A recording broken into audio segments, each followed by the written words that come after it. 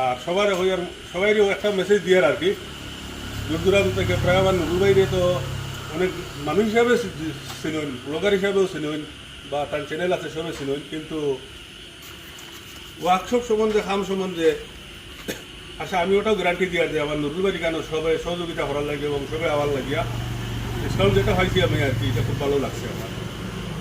ধন্যবাদ।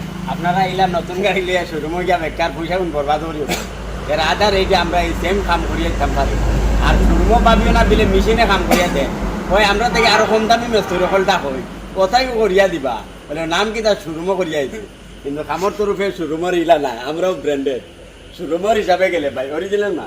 তো 55 শোরুমের কিছু নাম কইেন না, জি মানে আমি ওটাও কই 55,000 টাকা আমার গাড়ির তারা এস্টিমেট দিছিল, যেও দেও, কিন্তু আপনার এখানে আমি 14,000 টাকা হাসটা সম্পূর্ণ করছি আর কি।